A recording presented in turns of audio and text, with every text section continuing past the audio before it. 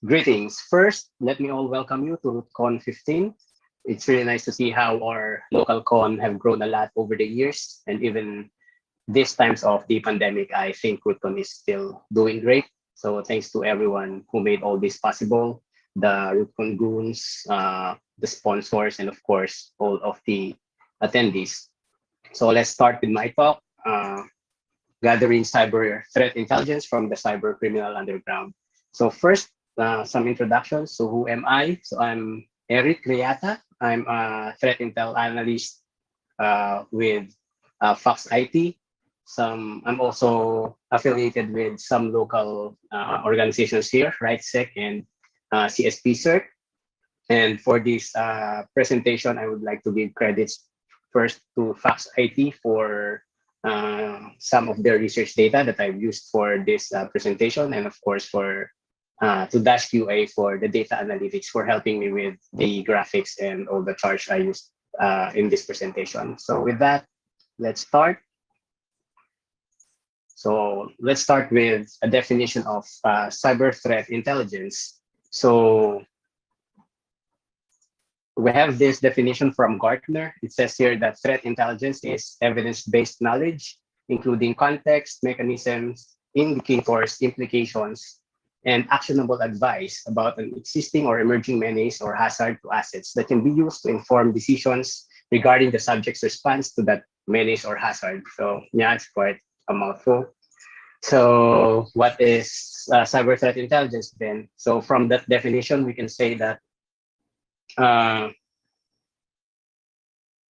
cyber threat intelligence attempts to be a proactive measure of our organization's cybersecurity. Also, we can say that it is focused on data collection and information analysis of threats or adversaries, which helps us make knowledgeable decisions for securing our organization or responding against various cyber attacks. Also, I would like to add that cyber threat intelligence is not always about attribution. So yeah, it helps with attribution, but it's not all about that. So there are several levels of CTI. So we have the strategic, operational, and tactical. So let's do some like start from the bottom, and then we go up. So tactical is the what of cybersecurity. So what are the IOCs? So what happened? So it falls here. So this is usually consumed by security operators, our SOCs. Those people consume our tactical intelligence. On the operational side, on the operational level, this focus on the where and the how. So how did an incident happen, or this includes like the techniques, tactics, and procedures used by threat actors.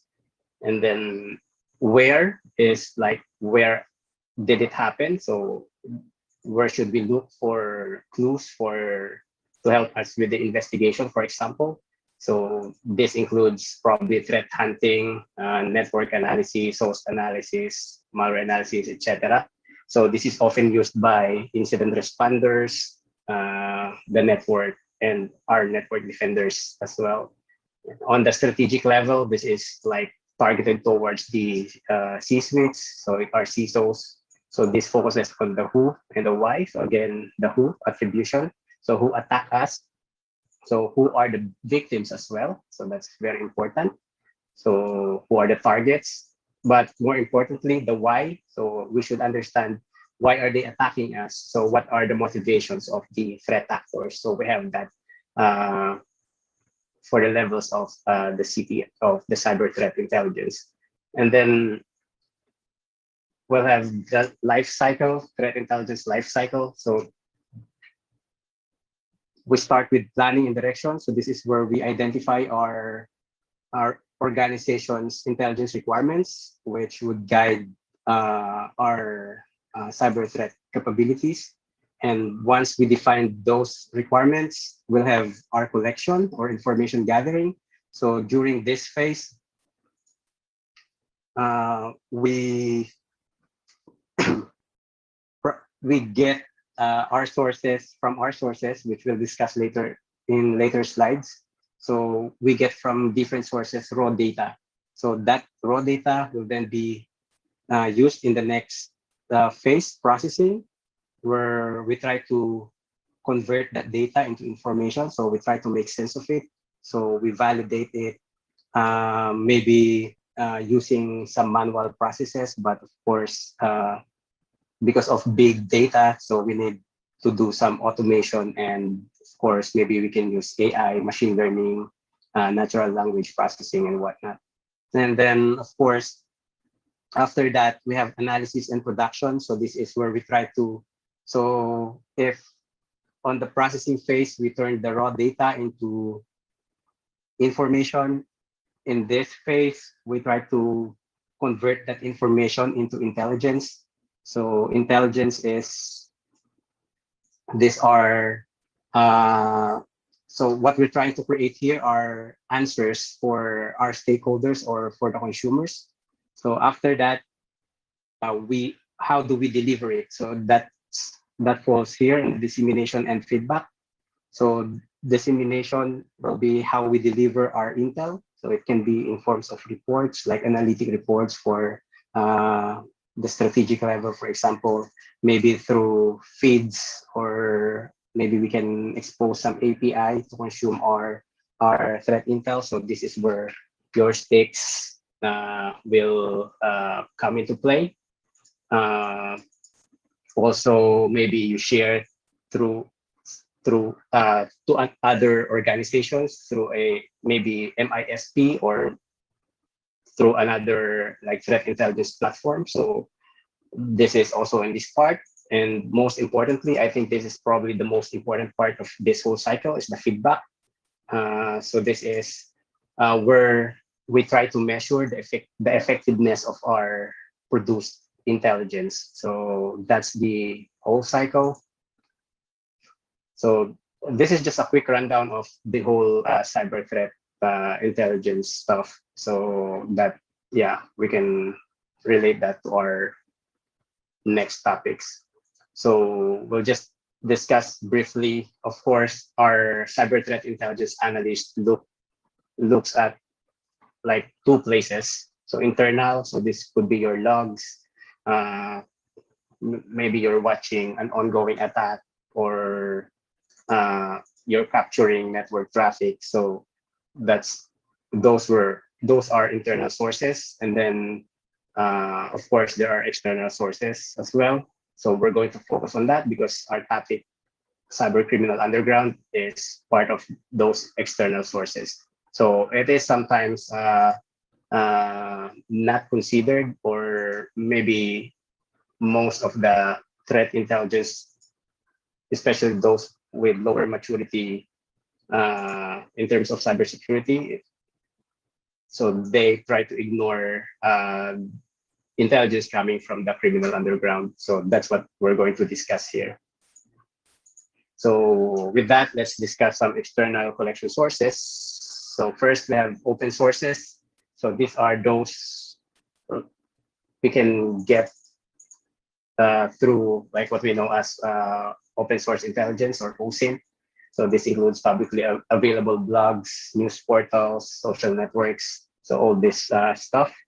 And then we have semi-open and non-open sources. So this includes forums, so including those invite-only ones where you need to have a voucher, or you need someone to invite you to get in.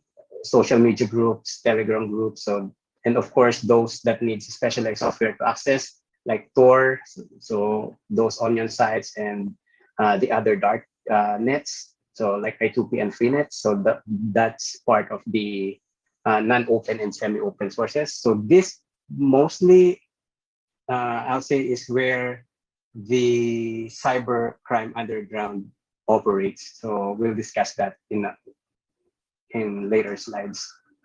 And of course, another source can be online engagement. This is when you actually engage with a threat actor. So you can engage him through any communication medium, or or maybe through the forums. So you can engage with them and get information from them. So that's another source. And of course, outreach. So things like this, like conferences, where we can get information from our fellow researchers. So that's also a source of threat intelligence or information at least. And then, of course, engagement with other members of the InforceTech community and law enforcement cooperation. And of course, we have technical research where you build your own capabilities, like maybe you research malware and try to uh, like honeypots. Maybe you have honeypots, you have sandboxes, uh, so and other collection projects. So so those are your technical sources. So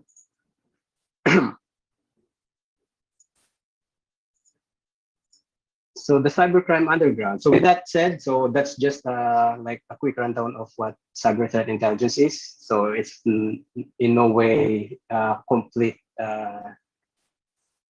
like information about CTI, but like just the basics that you need for this. So let's now move to our main topic, which is the cybercrime underground. So what is the cybercrime underground actually? So we have this. I know you're very familiar with this image, not exactly this one, but you know, when talking about the dark web, you'll usually get this image. So they try to categorize stuff and like where things can be found, but unfortunately, we're not going to do it here. So of course, as I've said, it's been discussed a lot already. So probably it's like best discussed like over beers, maybe in the ROOTCON party when we can do it already.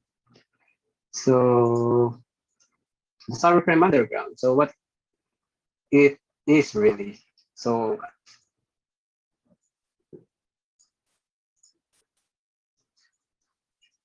so this is our main focus for this talk. So this is like, as I've mentioned, one of the collection sources. So this is, as I've said, this is not only the dark web. So it's not only the dark web. So I'm not saying that there's no dark web or deep web or whatever you want to call it. Of course, a lot of people or even security vendors use that term, but for our purposes, we'll use the term criminal underground, which I think is more appropriate because it's not just on those part of the internet where criminal uh, operations or cybercrime is happening. So I think I'll have some disclaimer first before I continue. So this talk is not about, it's not a how to, like not how to do it. So I think uh, there was a talk last year from ASG Scorpion, also here in ROOTCON, which tackles that. So he gives pointers on how you can do it, but also I'm not encouraging you to do it on your own, like right away. So maybe you should consult someone who know better because of several reasons. Maybe it's against your organization's policy, or maybe it's against your moral, but because you don't know what you'll encounter maybe. So yeah. So by the way, the title of this talk is I think automating threat hunting on the dark web. So you should check that out if you're interested more on the how to do it. So instead, this talk focuses more on some of the use cases for intelligence coming from the criminal underground. So let's say what's actually out there and how you can use that to have insights to protect your organization. So this talk will include some research we have done from some time ago, and of course some ongoing ones still. So let's move on, I think. So with that being said, we can say that cybercrime underground is equals to the operational environment for cyber criminals. So this is where they do their thing. So this is also a place where we can engage them. So um, yeah, as I mentioned earlier, it could include forums, maybe chat platforms, maybe even Facebook groups, so or any other place where they operate. So also we can say that this is a place where financially motivated threat actors operate most of the time, but also there's like there are also some like nation state sponsored actors working there, but probably very low key. Also, of course, there are security researchers and law enforcement there. So, but that does not necessarily mean that we are cyber criminals as well. So, yeah, that's your cybercrime underground. Oh, by the way, before we move on to the use cases, it's also good to point out at this point that there's actually no single or unified cybercrime underground. Like, of course, there's the Russian-speaking ones, but other regions tend to have their own flavor of cybercrime. Like, for example, uh, of course, the Russian-speaking ones are like more about malware, getting access, of course, ransomware. But say if you check out some other regions, like for example in Brazil, they're all about uh, banking trojans, for example. And let's say here in the Philippines, I think we have our scammers. So they are more on like the fraud stuff. So yeah. So moving on, let's have our first use case, which are credentials and dumps. So of course, we all know that there's a lot of like leaks or yeah, data leaks being shared. So we're going to have a look at some of them here, and then let's see what we can learn from them. So first will be the Facebook dump. This was like this year, early this year. Yeah, April. So yeah, April. Uh, so these are actually not necessarily stolen credentials or like yeah, it's no way stolen. It's more like they are scraped data from Facebook, but uh, it includes several PIIs which can identify persons. So let's take a look at how the data looks like. So for this one, we tried to analyze data for the Philippines only. So I think there's around less than a million, but yeah, this is how it looks. So basically, you have your phone number, your FB ID, then full name, address, and then other information like where you live. So definitely, you know how bad guys could use this. Like they can uh, try to, of course, identity theft and maybe some other malicious stuff. So some fun statistics we get from that dump. So yeah, I'm just trying to make it a little bit fun. So we have this. So what we did is we parsed the data and took the uh, employee or like where you work. So apparently there's a lot of Filipino on Facebook who works with SpongeBob on the Krusty Krab. So yeah, it's quite funny. So for we have like others here, Facebook, Wattpad, and then this one is also quite funny.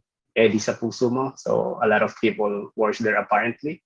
So yeah, we have that for some stats from that uh, leak. But yeah, that's fun. But seriously, this is this screenshot is from a store in the underground where they actually sell Facebook data. So this is like per piece. The price is like less than $2. But yeah, so that cheap you can get information that you want. Maybe, of course, this shops usually have a way to filter like or search. For example, you want to get an account from the Philippines, so you can do that, and then you can just buy it. Yeah, using like your choice of crypto. And another one. So this one, Sit Zero Day Bridge. This is quite big in itself. Sit Zero Day is actually another forum, underground forum, where they share this kind of stuff, like databases actually. So some hacker would get or dump, let's say, your database, and they would put it in this forum. And unfortunately, that forum was breached by some other hacker and sell it in another forum. So it's here. It's like around 9,000 databases they sell. So for this one, so I choose this one. So this is no way the biggest dump or the most relevant one. I just choose this one because it's easy to identify uh, credentials or accounts coming from the Philippines. Because what I did here is we extracted those databases coming from domains with .ph. So we have it here. So it's around like 30 to 40 organizations. But of course, these are breached organizations, not necessarily, or services. So it's not necessarily the organization itself was breached. So looking here at this graph, it's like credentials from that set of data, from that data set. So we have these organizations. I try to redact the names because obviously I'm not sure if these organizations are aware that they have their credentials out there. So these dumps are usually combos. So it's like username and password, or email and password, or in some like not very bad cases, the password is instead of a password, you have a hash. But yeah, so we have this stats. So we have this organization. I think this one and this one are the same. So I just did not bother to join them together. So this one, so quite a lot here. Uh, the thing here, as I've mentioned earlier, it does not necessarily mean that this organization with this domains are the actual, or they are not they are not necessarily the one who are breached. So it's the service that their users are using which are breached, and then it just happened that they're using their probably corporate email for signing up on those services. So that's why this happened. So same with this one. This is for educational institutions. So again, as said earlier, this does not necessarily mean that these organizations or these institutions are breached. So they have probably their students are using these email addresses to sign up to somewhere. Like I think one of the breaches on this dump is from Wattpad. I know that for a fact that a lot of Filipinos are signing up on Wattpad. So maybe that's how it happened. So, but yeah, this is just to show you the stats for these institutions. And then from government agencies as well. So we have here several credentials from that dump. It's like not the entirety of dump, but a data set from that dump only. So we have that. And then, yeah, unfortunately, also from our military organizations. So we have here from AFP, PSG, Army, PAF. So there's just a few, so that's good, but still, yeah, it's out there. So I think we reported this to them. So as I've said earlier, it does not necessarily mean that they are compromised. So some of their users or those who use email addresses with these domains use it to sign up to a compromised service. So with that, I think, so what can we do with this? So with that, I think first is, yeah, maybe tell these guys to reset their passwords. That's the one good thing to do. But of course, more importantly is to educate them, or to have like an awareness for proper like password hygienes. Like you don't use your passwords or even accounts, email accounts to sign up these external services. So also in terms of the organization, they should have, I think, stricter policies regarding the use of email uh, with with other services. So we have that, and yeah, still part of the dumps. I just want to showcase this market from the underground. It's called the Genesis Store or Genesis Market. So basically, this sells you fingerprints or like I think, yeah.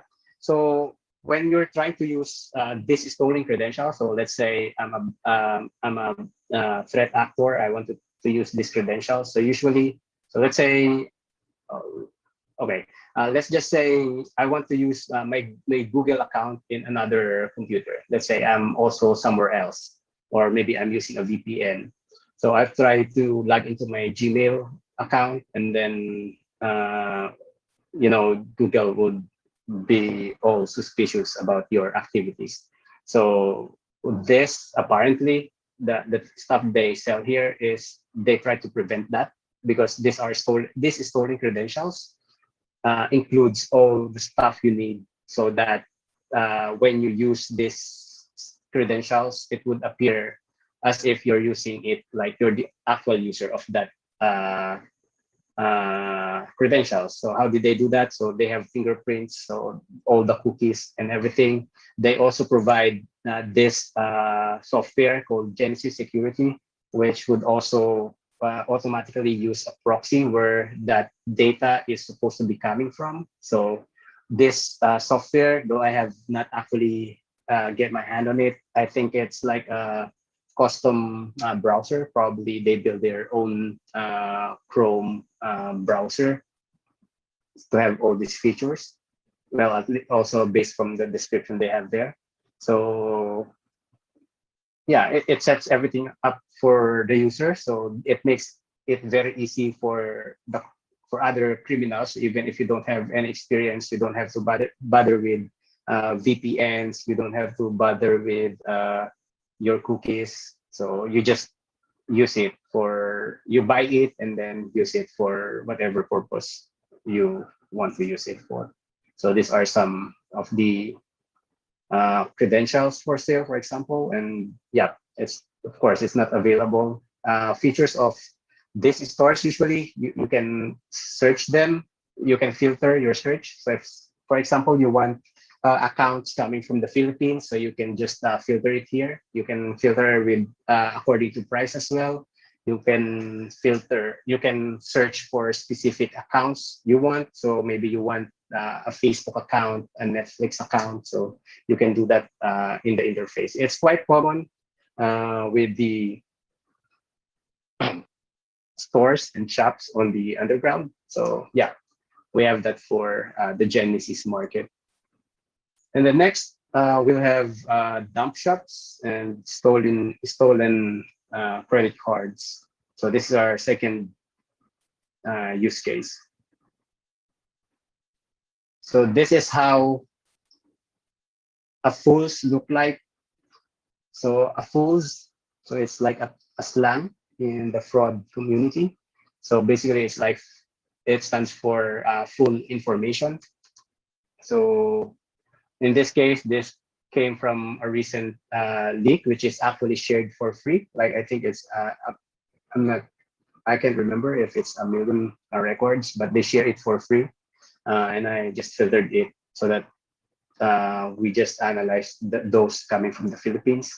So it includes the card number, the credit card number, the expiration date, and the CVV. So sometimes that's enough, but yeah, it also includes like the full information, like your name, your address. Some of them have their phone numbers in it. So yeah, this came from rather recent leak, but yeah, I haven't confirmed if these are actually like working or new. So do that where do this dumps go is this dump shops. So this is quite popular. This one, Brian's Club, these days, this is I think one of the most popular one. So Brian's, I'll just show you screenshots of the dump shops, but yeah, I'll just make it quick. So this is another one. So they're quite artistic actually with all the stuff they have, but I'm not going to show you everything like how it looks inside because they're basically almost the same. I'll just show you one at the end, which is yeah, where we did most of our analysis. So these are like uh, the dump shops, and then we have here. So this is the Joker stash. So yeah, so this is where this is the dump shop that we analyzed. So fortunately, this one is already they already closed shop, so they're not operational anymore. So that's good. But yeah, before they close down, we are monitoring them, and this is the rest of this part we'll discuss. So this is how it looks like inside. So usually all those dump shops, even the others that I've showed you the login screens. So when you log in there would be a news section. So the news section is where they put all the stuff regarding added dumps on their website, or what they call, in this case, bases. So we have that. So take note of this because we use this in our analysis later. And then this is actually the actual part where you can buy the actual cards.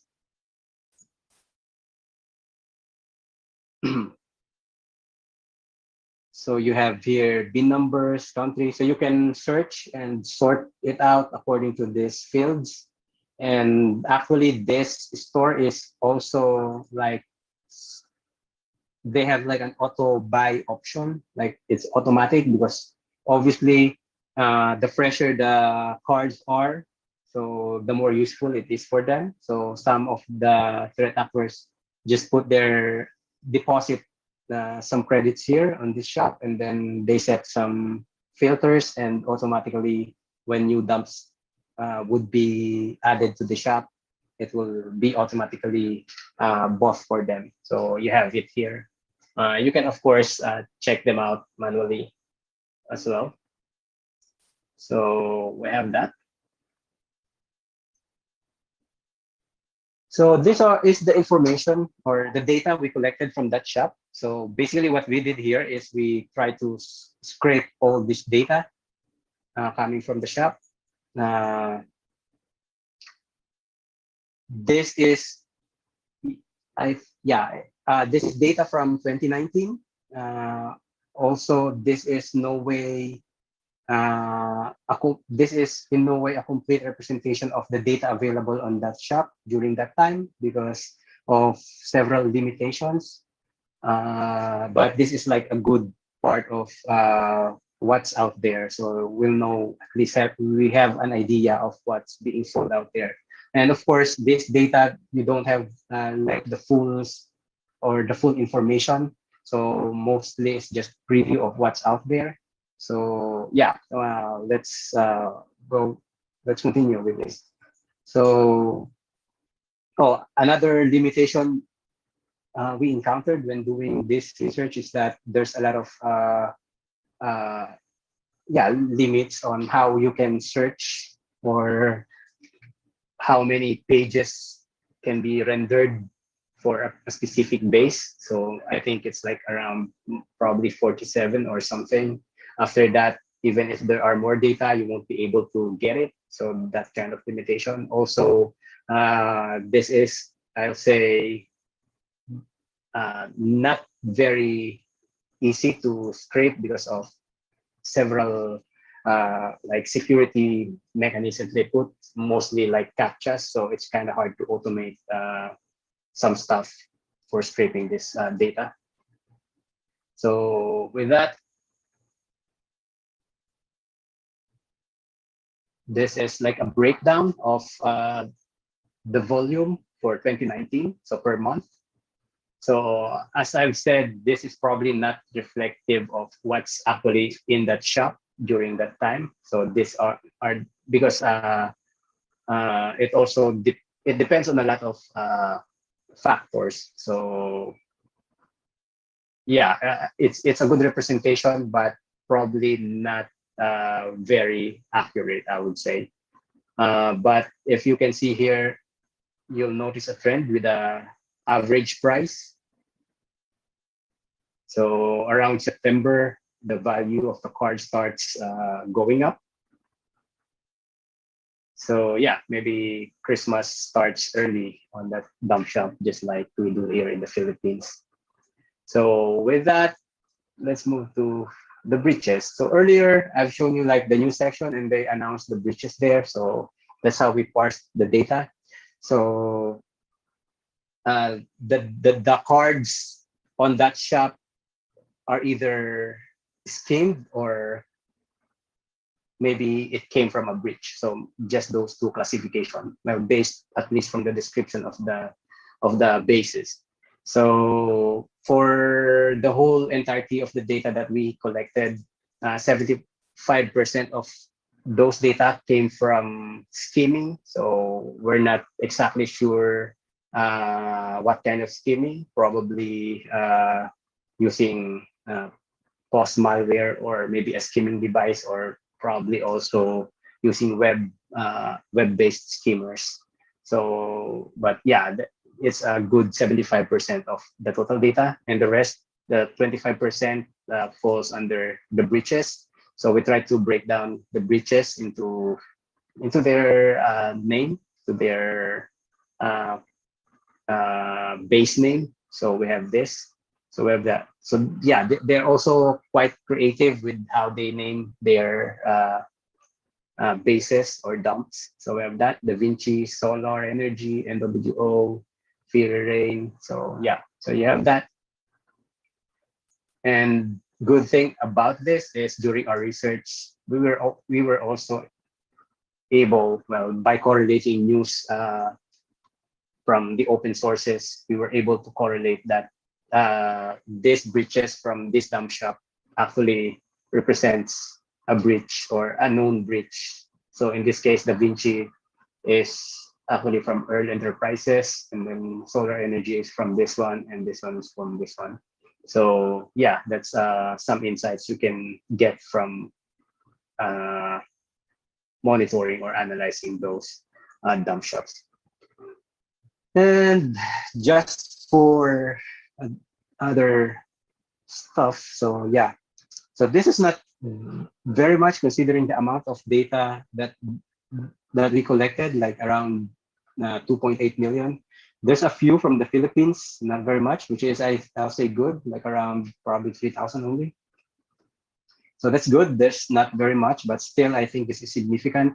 Also considering that the average price for cards from the Philippines are actually relatively high. So cards usually the average price during this time. So it changes depending on let's say season. So during this time, 2019. So this is the price of for Philippine banks. So we have here Bank A. These are numbers of cards from our data set. So Bank B, so we have this. So we did not bother to put the names. Some of this I think we reported to the banks, but yeah, these are, but they can, I'm not sure how they can deal with this, but at least they know that, yeah, they are, it's out there. Their data is being sold, though, yeah, we don't have the full like card number, for example, so that they can block that. So unfortunately, that those dump shops don't provide that. Well, unless you have access to the actual back end. So unfortunately, in our case, we just have this data coming from their front end. So as I've said, some good news. So they are finally closed. So yeah, probably they earned a lot already. So that's why they closed, or maybe they moved to another like business model. Maybe they move to ransomware. So that's our third use case. So of course, we all know that there has been a rise of ransomware attacks in the past few years. And for some time already, their modus operandi kind of changed. Like they try to uh, get or exfiltrate your data and put it into their leak site. So with this part, what we did is we check. So we check all these leak sites and try to gain intelligence from those leak sites. So this is like a page from the Onion as well, or you can see all the links for their leak sites, even the earnings for some of them. But yeah, this is where we focus the links, and then from there we get the list of the victims, and then we try to correlate them, say according to their industry or sectors, yeah, sector or vertical where they would belong or which country they are in, and then we try to have some stats for that. So first, let's have the top 10 ransomware groups. Well, this is according to their victims. So from the data we collected. So top one is Conti. Of course, I know you're familiar with some of this. It's like all over the news recently. So we have Conti, Lockbit, Abaddon, Reveal, and so on. So these are like the top ones. And then target, top 10 target victim sectors or verticals. So we have industrials, consumer. So some of them would claim that they don't target healthcare, but apparently there's still healthcare here. So yeah, and if you see the list, we're not able to put a sector for everything because sometimes we don't have that information. But for those with we have information, so we try to group them into this. And then distribution by continent. So obviously North America, so mostly United States have uh, the most attacks or most victims. Europe as well. So this we were not able to figure out which continent they belong. Also this unknown.